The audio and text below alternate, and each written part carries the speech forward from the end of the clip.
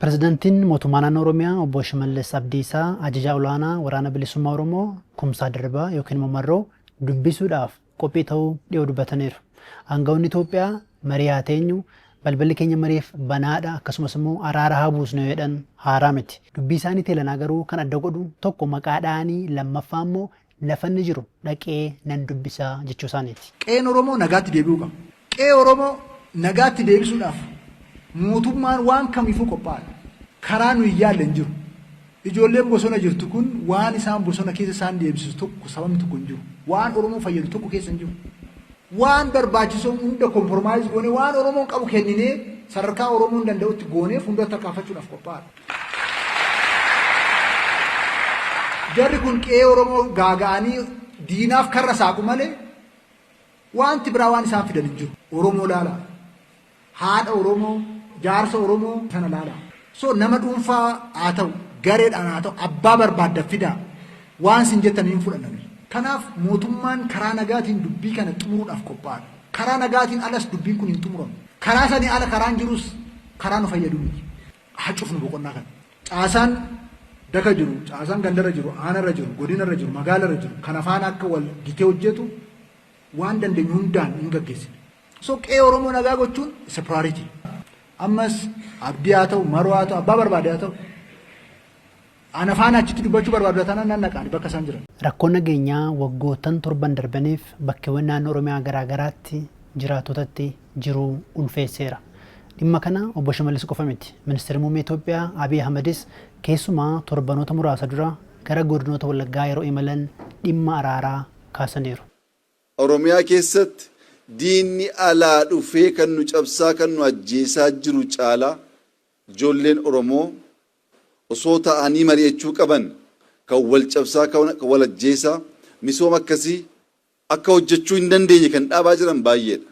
Kanaaf warra galan galateeffachaa warra hafan immoo ijoollee galan hordofaa nu gahaa kana caalaa wal nyaachuu wal arrabsuu wal ajjeesuu bu'aa akka hin qabaanne agarree jirra waan ta'eef kana booddee xiyyeeffannaan keenya ummata keenya wajjin taane naannoo keenya misoomsuu ta'uu qaba. Nu gahaa misoomatti deebi'uu qabna. Barri jechuu qabnu ammanatti fakkaata. Kana caalaa dubbiin akkasii kun adeemnaan yeroo keenya carraa keenya balleessaa waan deemuuf abbootiin guguddaa baay'ee jirtu. Jaarsoliin jirtu kadhattanii gorsitanii ijoollee keenya deebistanii nagaan keenya bal'atee nagaa amansiisaa qabaanne laphee guutuudhaan hojii misoomaa hojjechuu akka dandeenyuuf gahee keessan akka taphattan amaanaa jechuun barbaada. Yeroos waraanni bilisummaa Oromoo waamichi araaraa ministeera muummee Abiy taasisan garaarraa miti jechuun ibsee ture. Qaamoleen lamaan balballi isaanii mariif banaa ta'uu kana dura irra deddeebiin ibsaa turan. Yeroo xumuraaf garuu wal arganii kan isaan mari'atan waggaa lamaa olidha. Yeroos Taanzaaniyaatti yeroo walitti dhufan jechuudha. Mariin sun akka milkoofneef tokko sakaaniin komataa tureera. Dubbii obbo Shimallis irratti waraanni bilisummaa Oromoo maal jedha? Marroon obbo Shimallis waliin mari'achuuf qophiidha. Jara kana har'a beekna miti. Akkaataan isaanii siyaasa biyya sanaa ilaalan akkaataatti falaasamni isaanii maal akka fakkaatu ni beekna jechuudha. Tokkoffaa lola labsanii baroottan 8 darban keessa waan uummanni keenya keessa jiru hundi keenya iyyuu ni beekna jechuudha. Lammaffaa Shimallis waa'uma gartee siyaasaayyuu gaafa haasa'u beekumsi namaayyuu yookiin gartee convince goota yookiin immoo confuse goota jedheeti yaada jechuudha. Beekumsumayyuu akka epistemology jedhan sanatti jechuudha. Yawwaa gara naamusaatti dhuftu namoota corrupt gochuu maallaqaan bituu aangoo isinii kennine jedhanii ofitti harkisuu. Sana booda uummatichi rakkoonsaa furamee dhiifatee dhimma keenya miti waan jedhu jechuudha. Siyaasni isaan walumaa galatti gaggeessan siyaasa wal dhahaa jechuudha. Waliin dhahuu waan diraamaa hojjetan yoo taate malee dhugaa miti jechuudha. Achi keessaa Marroo ishee abdiisi deemeen arguun hin danda'a bakka isaan jiranittuu jedha jechuudha.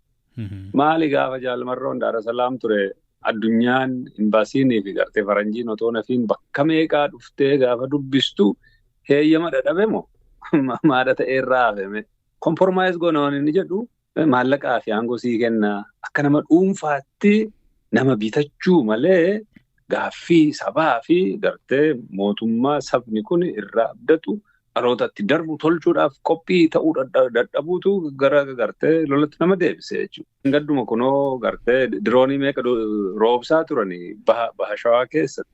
Loltoota keessa waliin walitti bu'iinsa ta'een jechuudha. Uummatatu dhume dhugaa dubbachuuf qeetu gubate. Chiingnotoo kana godhani asiin immoo gartee waan gowwumsa nagaa barbaadu fakkeessuudhaaf double standard waan godhaniif waan hojjetan takka akka walitti hin dhufne jechuudha. Qawween ka callisu gaaffiin sabaa sirnaan gaafa deebifamu qofaa jechuudha. Namuma gartee nagaa waanuma nagaadhaaf waan dhimmu nagaadhaaf waa hunda gartee dabarsee kennuu barbaadu wayii tokko fakkeessee haasa'e kijibaa jechuudha. Naannoon Oromiyaa isin waliin nagaa buusuu keessatti shoora qabaa?